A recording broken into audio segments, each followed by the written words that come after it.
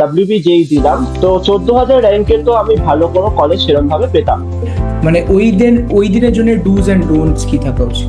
একটা 2-3 বছর যত যাই তুমি প্রিপারেশন করেছো, তোমার পুরো প্রিপারেশনটা ডিপেন্ড করছে তুমি ফাইনাল ডেতে গিয়ে কতটা ইম্পর্টেন্ট পারফর্ম করছো। বললে কি তোমার ম্যাথামেটিক্সে স্কোর ছিল 30, তারপরে ফিজিক্স কেমিস্ট্রিতে 40? খুবই মনে হচ্ছিল যে আমার পরীক্ষা মনে হয় খারাপ হয়ে গেছে। আমি ফেরত আনলাম সেই জোন থেকে, ম্যাথমেটিক্সের জোন থেকে আমি নিজেকে বার করলাম যে আমার ফিজিক্স কেমিস্ট্রি এক্সামটা এখনো বাকি আছে।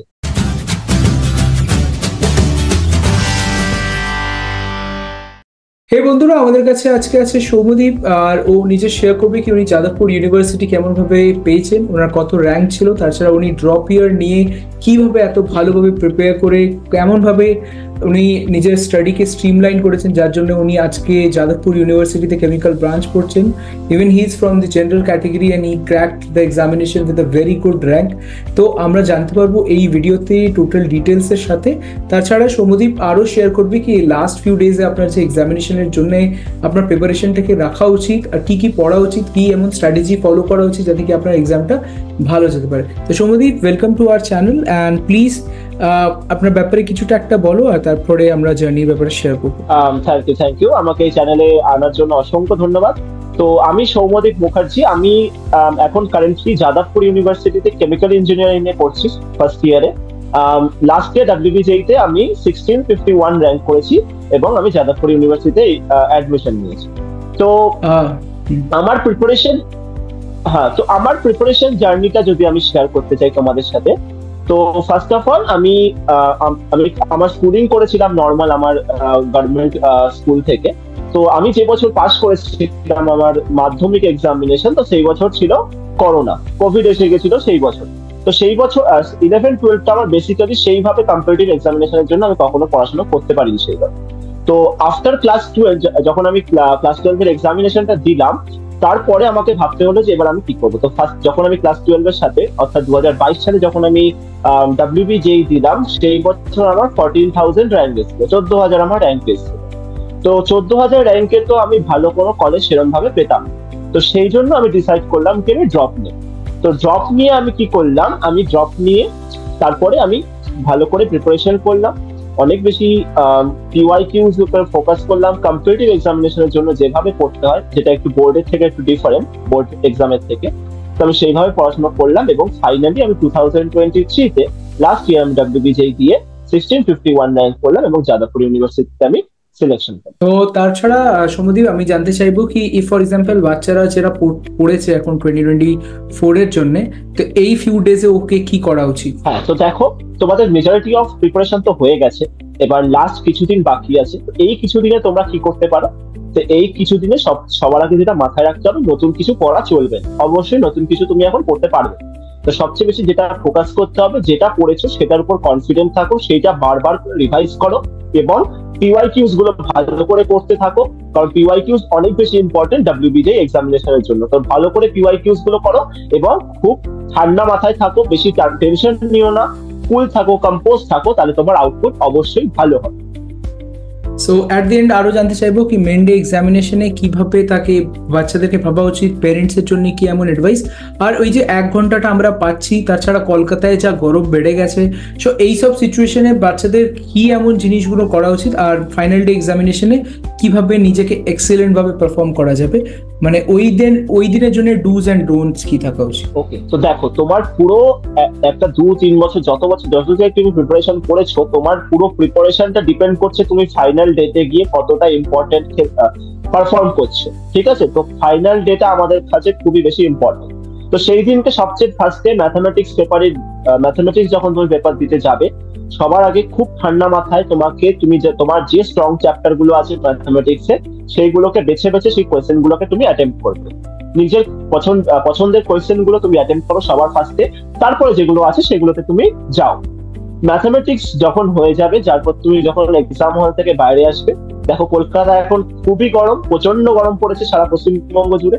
তো সেখানে তোমাকে খুব নিজেকে ঠিক রাখার একটা ব্যবস্থা করতে হবে। তো ওকে, তো যখন তুমি ওই 1 ঘন্টা যখন ম্যাথমেটিক্স পেপার দিয়ে বাইরে আসবে, সেই সময়টা তোমার কাছে খুব ইম্পর্টেন্ট। ওই সময় কি করতে হবে, কোনো ম্যাথামেটিক্স এর জিনিসপত্র নিয়ে ডিসকাশন চলবে না, কারোর সাথে নয়, নিজের সাথেও নয়। তুমি কোয়েশ্চেন পেপার দেখে মিলাতে বসবে না কি ঠিক হয়েছে কি ভুল হয়েছে, কোনো প্রয়োজন নেই। তুমি কি করবে, জল জাতীয় বেশি করে জল খাবে, হাইড্রেটেড থাকবে, নিজেকে ফল জাতীয় খাবার খাবে যেগুলো তোমাকে হাইড্রেটেড রাখবে, ভালো করে ঠান্ডা মাথায় রেস্ট নেবে, এবং কিচ্ছু বেশি ভাববে না কি ঠিক হয়েছে কি ভুল হয়েছে। ওই সময়টা যত তুমি হাইড্রেটেড থাকতে পারবে, যত বেশি কম্পোজ থাকতে পারবে, কুল থাকতে পারবে, তোমার নেক্সট ধাপের পরীক্ষা তত ভালো হবে। কারণ খুব গরম 4 ঘন্টা আউটপুট দেওয়া এরকম ইন্টেন্স একটা মহল কিন্তু ইজি নয়, তাই ওই পার্টটা খুব ইম্পর্টেন্ট। তারপরে ঠান্ডা মাথায় গিয়ে ফিজিক্স কেমিস্ট্রি এক্সাম দাও, ভালো করে যতটা পড়েছো নিজেকে কম্পোজ রেখে সেই এক্সামটা দাও, এবং ফাইনালি তাহলে তোমার আউটপুটটা ভালো আসার অনেক বেশি সম্ভাবনা বেড়ে যাবে। তো এটা হলো। আর তাছাড়া তুমি যেমন শেয়ার করলে ম্যাথামেটিক্স আর ফিজিক্স কেমিস্ট্রি দুজনের জন্য কি একটা ছোট করে একটা স্ট্র্যাটেজি বলতে পারলে খুব ভালো হয়। আর যেমন তুমি বললে কি তোমার ম্যাথামেটিক্সে স্কোর ছিল 30, তারপরে ফিজিক্স কেমিস্ট্রিতে 40, তার মানে ভাবছেন কি ফিজিক্স কেমিস্ট্রিটাও একটা ইম্পর্টেন্ট রোল প্লে করতে পারে মেইন এক্সামিনেশন আপনার সিলেকশনের জন্য। সো কাম অ্যান্ড কম্পোজ থাকবে, একটা এক্সাম নিয়ে নেক্সট এক্সামটাকে হ্যাম্পার হতে দিও না। তো একটু শর্ট করে স্ট্র্যাটেজিটা বলতে পারলে। হ্যাঁ, তো ম্যাথামেটিক্স এর জন্য স্ট্র্যাটেজিটা ফলো করতে পারো, এবং যেটা তোমার জন্য অবভিয়াসলি কাজ করে তুমি তো সেটা ফলো করবে। বাট আমি যেটা ফলো করেছিলাম, যে আমি সেকশন 2 তে ফার্স্টে গেছিলাম 30-40 মিনিটস, সেখানে আমি সেকশন 2 এর ম্যাথামেটিক্স গুলোকে টার্গেট করেছিলাম। দেন নেক্সট 1.5 আওয়ার অবধি এক্সামিনেশনের আমি সেকশন 1 টাকে ম্যাথস গুলো করেছিলাম। তারপরে লাস্টের 30 মিনিট আমি সেকশন 3 টাকে সলভ করেছি। কিন্তু ম্যাথামেটিক্স পেপার দিয়ে বেরানোর পর আমার কোথাও না কোথাও মনে হয়েছিল আমার এক্সাম ভালো হয়নি, কারণ আমি টার্গেট করেছিলাম 40-45 এর রেঞ্জে, এবং আমার পরীক্ষা দিয়ে কখনোই মনে হয়নি যে আমি সেরকম আউটপুট পাবো। তাই আমার খুবই মনে হচ্ছিল যে আমার পরীক্ষা মনে হয় খারাপ হয়ে গেছে। কিন্তু নিজেকে আমি ফেরত আনলাম সেই জোন থেকে, ম্যাথামেটিক্স এর জোন থেকে আমি নিজেকে বার করলাম, এবং আমি নিজেকে এটা বুঝালাম যে আমার ফিজিক্স কেমিস্ট্রি এক্সামটা এখনো বাকি আছে, এবং যদি আমাকে WBJEE তে ভালো একটা জায়গায় পৌঁছাতে হয় তাহলে আমাকে ফিজিক্স কেমিস্ট্রিটা খুব ভালো করে দিতে হবে। যেটা তোমাদের জন্য খুব একটা ইম্পর্টেন্ট লার্নিং। যদি ম্যাথামেটিক্স খারাপও হয়, কম্পোজ থাকো, ফুল থাকো, নিজেকে এটা বোঝাও যে এখনো ফিজিক্স কেমিস্ট্রি বাকি আছে, তুমি সেখানে হাই আউটপুট আনতে পারো, তাহলে তোমার অবভিয়াসলি পেপার ভালো হবে। সো এটাই আর কি। লাস্টে কিছু একটা বলতে চাইলে বাচ্চাদের কি কিভাবে মোটিভেটেড থাকবে মেন ডেতে? তো দেখো, লাস্টে 3-4 দিন বাকি আছে, তো মোটিভেটেড থাকার সবচেয়ে বেস্ট উপায় হচ্ছে পড়াশোনা করা। যত বেশি তোমার কোয়েশ্চেন সলভ হবে, যখন তুমি দেখবে তোমার আউটপুট আসছে, তুমি কোয়েশ্চেন সলভ করতে পারছো, মোটিভেশন উইল আপ, তোমার মোটিভেশন আপ হবে।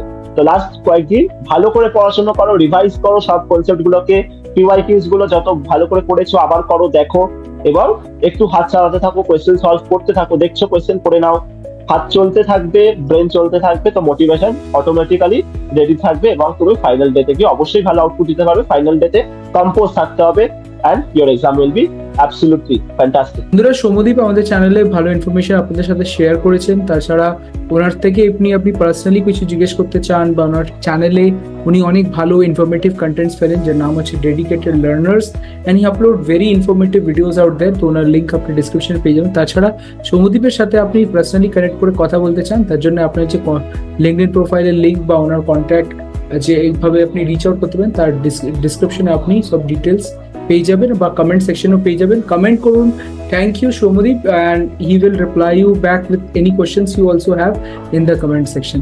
ঠিক আছে Soumyadip? Absolutely.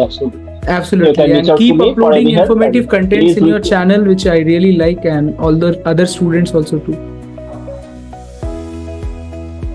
Yeah, thank you, and he is also doing very good job for you guys, so keep his subscribe to his channel, join with him. He is doing absolutely great work.